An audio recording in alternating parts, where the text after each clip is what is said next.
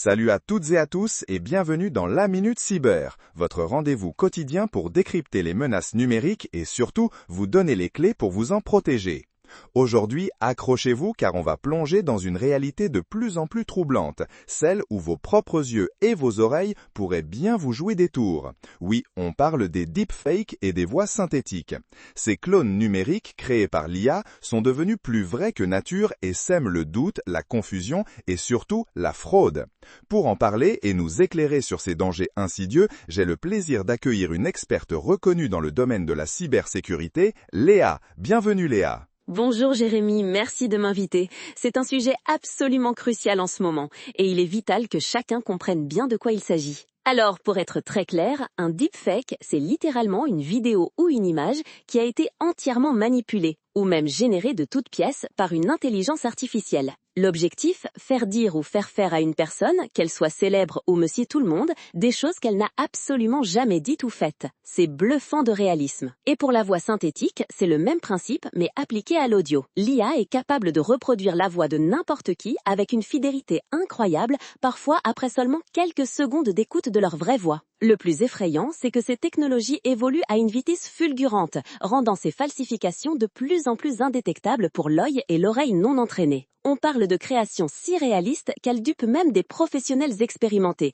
C'est dire le niveau de sophistication que l'on a atteint. L'IA apprend les mimiques, les intonations, les tics de langage, c'est vertigineux. C'est carrément effrayant de penser que ce que l'on voit ou entend puisse être une totale supercherie.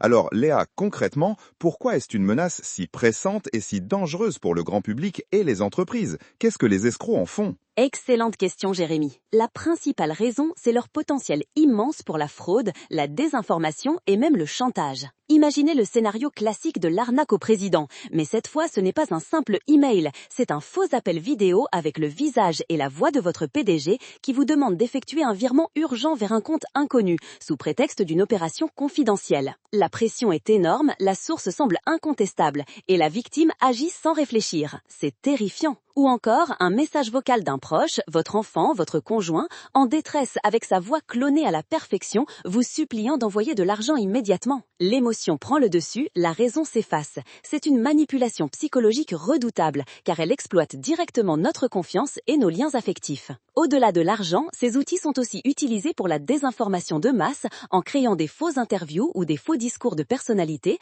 ou même pour du chantage et de l'extorsion. Les possibilités malveillantes sont quasi infinies, et la vitesse de propagation de ces faux contenus est démultipliée par les réseaux sociaux. La confiance dans le numérique est en jeu. C'est clair, la menace est réelle et multiple. Mais alors, comment, en tant qu'individu, pouvons-nous nous défendre face à ces attaques de plus en plus sophistiquées? Y a-t-il des signaux d'alerte, des réflexes à adopter? Absolument, Jérémy. Et c'est la bonne nouvelle. Il y a des parades. La première règle, et la plus fondamentale, c'est la méfiance. Mais attention, une méfiance saine, pas de la paranoïa. Si une demande, qu'elle soit par vidéo ou par audio, vous semble inhabituelle, bizarre, trop insistante ou surtout si elle est présentée comme urgente et non vérifiable, alors, même si la personne vous semble authentique, soyez vigilant. Vraiment, cette notion d'urgence est le drapeau rouge numéro 1. Les cybercriminels l'utilisent pour vous empêcher de réfléchir, pour court-circuiter votre esprit critique. Demandez-vous, est-ce que cette personne me demanderait ça normalement? Est-ce que cette situation est logique? Si la réponse est non ou si vous avez le moindre doute, c'est déjà un excellent début. Il faut se créer ce réflexe de pause et vérifie avant d'agir sous le coup de l'émotion ou de la pression. C'est un muscle à entraîner, car notre cerveau est naturellement programmé pour faire confiance à ce qu'il voit et entend, surtout de la part de personnes familières. Alors méfiance d'abord, toujours. C'est le premier filtre essentiel. La méfiance donc, c'est logique. Mais au-delà de ce sentiment, est-ce qu'il y a des détails techniques, des indices visuels qu'on pourrait chercher pour démasquer un deepfake ou une voix synthétique?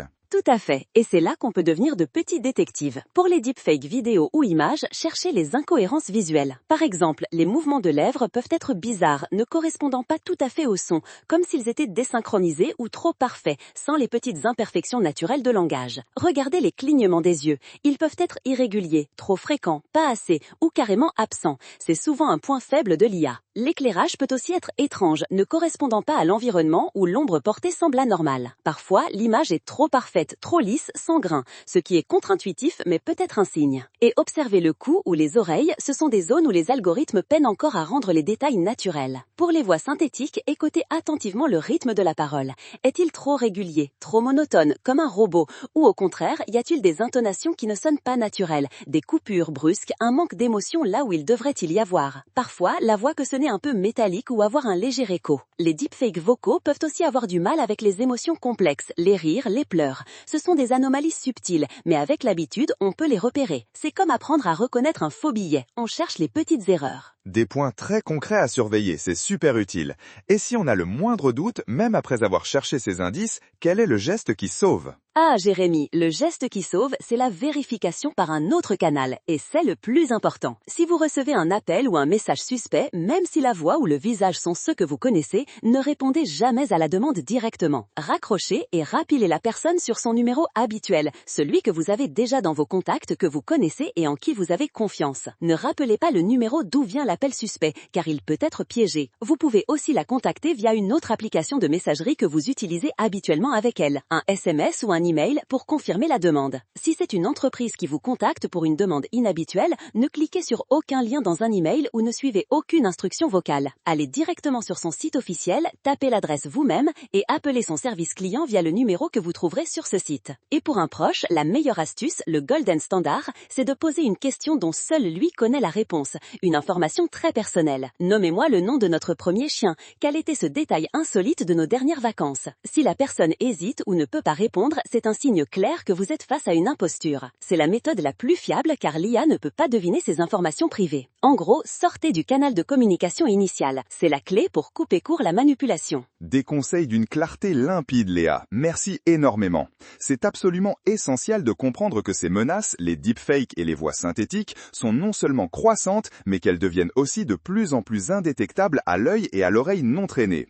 Mais, comme Léa l'a si bien démontré, armé de vigilance, de cette saine méfiance et surtout de ces bons réflexes de vérification par un autre canal, vous avez toutes les cartes en main pour déjouer ces pièges du réel. Le message à retenir est simple mais vital. Ne croyez pas tout ce que vous voyez ou entendez sans un minimum de vérification, surtout si la situation est urgente ou inhabituelle. Votre sécurité numérique et même votre portefeuille en dépendent. C'était la Minute Cyber, votre dose quotidienne de cybersécurité.